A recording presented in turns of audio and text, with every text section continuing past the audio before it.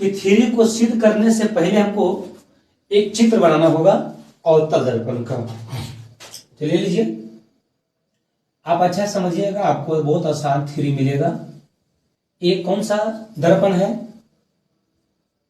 आप लोग के पता होगा, नहीं पता होगा। अगर आप जानना चाहते हैं, जुड़ना चाहते हैं तो आप मेरे वीडियो में जुड़िएगा, आपको बताऊंगा पहचानने के लिए भी। ये कौन सा दर्पण है थोड़ा समझिएगा अच्छा से।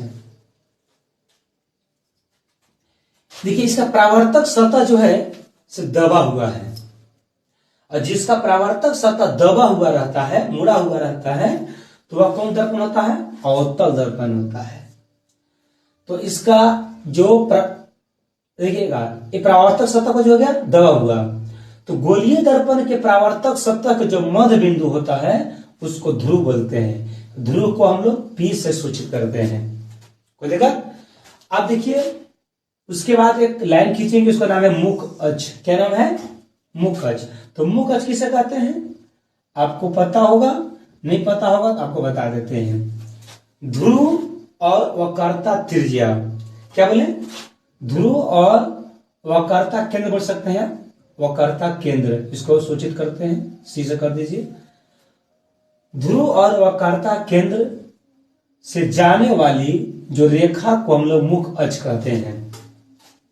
ध्रुव और वक्रता केंद्र से होकर जाने वाली रेखा है जो फोकस से गुजर रही है, उस रेखा को हम लोग मुख अक्ष कहते हैं। याद रखिएगा, इसको आप लोग केंद्र कहते हैं। ठीक है, तो आपको ही पता होगा कि मुख अक्ष के समांतर एक रेखा खींचिए, किरण खींचिए। मुख अक्ष के समांतर जाने वाली किरण हमेशा कहां से होकर जाता है? दर्पण से टकरा कर एफ से होकर जाता है। याद कीजिएगा, इसको नाम धर दीजिए M1 M2। मुख अक्ष के समांतर जाने वाली किरण दर्पण से टकरा कर फोकस होकर चला जाता है। ठीक है, एक और है, देखिए इसमें क्या होता है, क्या है?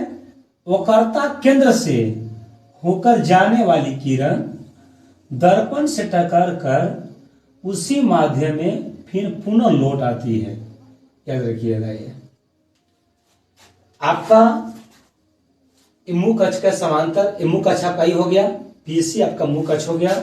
याद रखिएगा अच्छा से, पीसी जो है सब मुख अक्ष है, और इसको नाम धर दीजिए ए M1 एक किरण है जो मुख अक्ष के समांतर है, और मुख अक्ष के समांतर जाने वाली किरण दर्पण से टकरा गया, यहाँ टकरा, और टकराने के बाद फोकस होकर जाता है। बहुत सिंपल है, आप समझिए अच्छे से। देखिए यहाँ पे करना क्या है, अब हमको थ्योरी को सिद्ध करना है, तो आपको पता होना चाहिए कि फोकस कौन है। यहाँ देखिए फोकस हो गया, यानी यहां से यहां तक दूरी को हम लोग फोकस कहते हैं। अब देखिए, यहाँ वक्रता केंद्र हो गया, वक्रता केंद्र और ध्रुव, देखिए वहां पे वक्रता केंद्र ही है, वक्रता केंद्र और ध्रुव लोग आपको है, यहाँ के बीच के दूरी को वक्रता त्रिज्या कहते हैं। यानी कि यहां से यहाँ जो दूरी है वक्रता त्रिज्या है, और यहां से यहाँ जो दूरी है से मुख्य फोकस है, फोकस दूरी है। चलिए इसको हम लोग देख लीजिए, तो फोकस कहां से कहां तक है? पीसी। पीसी का मान क्या हो गया? पीसी जो आपका मान है ये क्या है? आर है। आर मैंने होता है वक्रता त्रिज्या।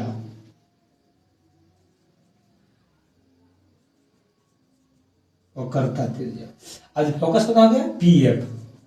पीएफ जो आपका है एफ यानी कि फोकस है, मुख्य फोकस बोल सकते हैं इसको। चलिए, तो हमको जो सिद्ध करना है उस पर चलते हैं हम लोग हैं। तो एक सुविधा के लिए क्या करते हैं कि हम मान लेते हैं, और हमने क्या किया है, सबसे पहले जो हमने ऐसा चित्र को बनाया है उसको हम लोग लिख लेते हैं। क्या किया देखिए, तो माना कि M1 M2 M1 coma M1 तथा लिख सकते हैं, तथा M2 एक अवतल दर्पण है, दर्पण है जिसमें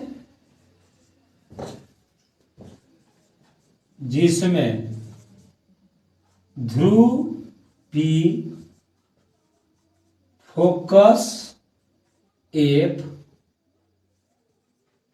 वक्रता त्रिज्या R है तथा PC मुख्य अक्ष है। ठीक है, अब देखिए एक किरण खींचा गया है, देखेंगे AM1 एक किरण मुख्य अक्ष PC के समांतर खींचा गया है। तो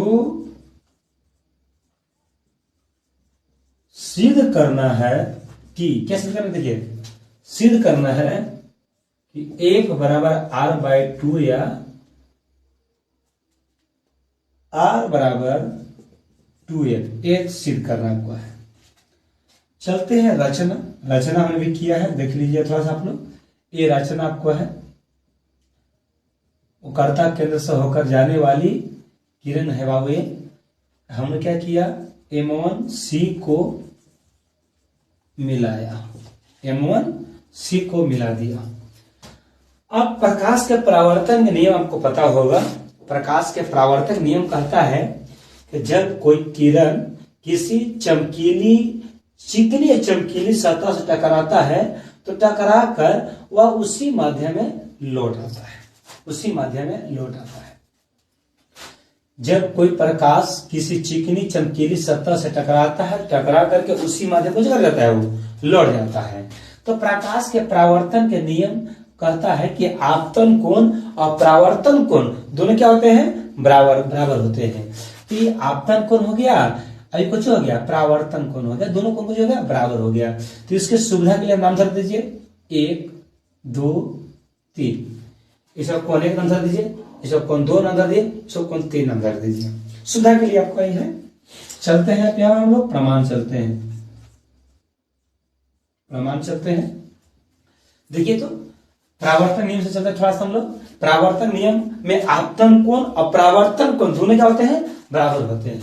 तो चलो देख लीजिए आप कि कोण AM1, देखिए अच्छा से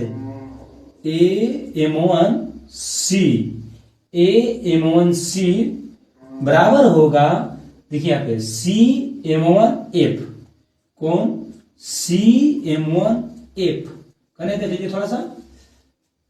AM1C इक्वल CM1F इक्वल दोनों को बराबर कुछ होगा प्रकाश के परावर्तन के नियम से, परावर्तन के ये नियम से बराबर है बाबू, याद रखिएगा।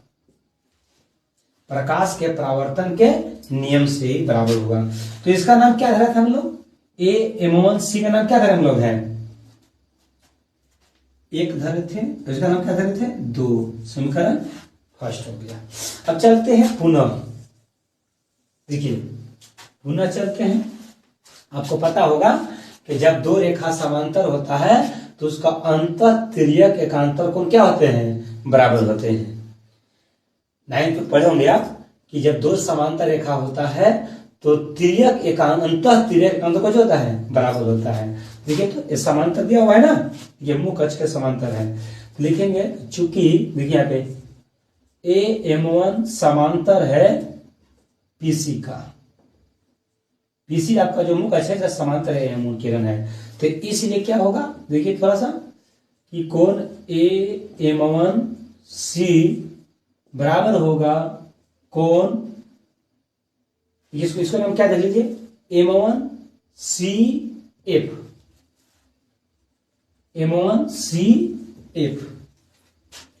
M1CF ई कोण, अभी कोण दोनों बराबर हो, 25 हो जाएगा। आप यहां लीजिए क्वेश्चन में अंत तिर्यक एकांतर कोण से बराबर हो गया। इसका नाम क्या है, कोण 1, इसका मान क्या है, कोण 3। M1CF लिए, M1CF का मान 3 है, इसका हमने 1 धरा था। समीकरण सेकेंड। देखिए तो थोड़ा सा फर्स्ट देखिए, कोण 1 बराबर कोण 2 है, ऐसा कोण 1 बराबर कोण 3 है, एक जो है सो 2 के बराबर है। तो कोण एक जगह पर हम क्या लिख सकते हैं बताइए, सोचिए, 2 लिख सकते हैं, ठीक है। अब चलेंगे हम लोग यहाँ पे समीकरण फर्स्ट से। देखिए कोण 1 बराबर कोण 3 है, तो 1 का वैल्यू कितना है, कोण 2 है, तो कोण 2 रख लेते हैं। कोण 2 बराबर कोण 3, ये आपका आ गया। अब यहाँ देखिए कोण 2 कहाँ है, कोण 2 यहाँ है और कोण 3 यहाँ है। तो ऐसा आपको लग रहा है कि त्रिभुज बन रहा है, देखिए तो त्रिभुज है कि नहीं है, ये जो आकृति है त्रिभुज है। कोण 2 और कोण 3 बराबर है, यानी कि त्रिभुज, जिस त्रिभुज का 2 कोण बराबर होता है वो कौन त्रिभुज होता है, समद्विबाहु त्रिभुज होता है। तो यहाँ लिखेंगे कि कोण 2 तथा कोण 3 त्रिभुज M1CF का कोण है, और दोनों बराबर है ना, इसलिए त्रिभुज M1CF एक कुछ हो जाएगा समद्विबाहु त्रिभुज होगा। यानी कि M1CF जो होगा समद्विबाहु त्रिभुज होगा, यानी समद्विबाहु त्रिभुज के 2 भुजा भी बराबर होते हैं। तो 2 कोण बराबर है तो 2 भुजा भी बराबर हो जाएंगे। देखिए तो इसका आधार ही हो जाएगा, यानी कि A और A बराबर हो जाएगा। इसलिए क्या लिखेंगे, देखिए तो M1F बराबर कुछ हो जाएगा CF, कुछ हो जाएगा, ये समद्विबाहु त्रिभुज के भुजा है, इसलिए दोनों कुछ हो गया, बराबर हो गया। ठीक है, कोई देखा। अब आगे चलते हैं। आप एक इसमें पढ़े होंगे, तो आप पढ़े होंगे इसमें द्वारक पढ़े होंगे, ध्रुव, फोकस, वक्रता, केंद्र ना, केंद्र, सारा चीज पढ़े होंगे आप लोग होंगे। इसमें द्वारक पढ़े होंगे। जब दर्पण का द्वारक छोटा हो, तो अगर द्वारक छोटा होता है तब आप लगभग दोनों बराबर होता है, ये और ये बराबर हो जाता है, लगभग। याद रखिएगा, जब दर्पण का द्वारक छोटा हो तब याद रखिए, जब दर्पण का छोटा होता है तो लगभग ये दोनों बराबर होगा। तो इसलिए क्या होगा बताइए तो, देखिए तो M1F बराबर PF आ गया। तो दर्पण का द्वारक छोटा होता है तभी बराबर होता है। अब यहां देख लीजिए थोड़ा सा, M1F का वैल्यू हमको क्या दिया हुआ है यहाँ पे, देखिए तो, देखिए M1F के जगह पर ये दोनों बराबर है ना, CF है, तो यहां CF लिख सकते हैं, इसके जगह पर लिख सकते हैं, पहले बोलिए, कोई जगह नहीं, यानी कि M1 जगह पर CF लिख दिए, दोनों बराबर था, ठीक है, ये बराबर हो गया। अब चलते हैं वक्रता त्रिज्या से, अभी चलते हैं प्रश्न से। देखिए तो PC बराबर क्या लिख सकते हैं हम, PC है आपका, PC बराबर हम लिख सकते हैं कि CF, या थोड़ा सा रुकिए, थोड़ा सा आपको ना, ठीक, कोई दिक्कत नहीं है, आप यहां देख लीजिए। अब PC हमको लाना है तो PC क्या लिख सकते हैं हम, CF प्लस PF लिख सकते हैं जी। ये दोनों का आ जाएगा PC पूरा, अगर इसको और इसको जोड़ देंगे तो पूरा आ जाएगा। हाँ चलिए ठीक है, देख लीजिए, PC इसका आ जाएगा। अब देखिए यहाँ पे अगर दोनों बराबर आपस में है तो CF जगह पर हम क्या लिख सकते हैं, PF लिख सकते हैं, PF का छुड़ा जाएगा। ये PF कहां से आ गया, इसके जगह पर, क्योंकि CF और PF दोनों कुछ थे, बराबर थे। अब जोड़िए तो PC, इसका कितना हो जाएगा 2PF। अब देखिए PC का वैल्यू क्या दिया है, PC देखिए क्या दिया है, PC का वैल्यू क्या था R, PC का वैल्यू R 2। अब देखिए PF का वैल्यू F, यही लेना था ना आपको, R बराबर 2F, देखिए आ गया आपका, देखिए R बराबर 2F आ गया। अब इसी को आप थोड़ा सा आगे बढ़ जाइएगा तो आपको आ जाएगा, ये भी आ जाएगा R बराबर 2F।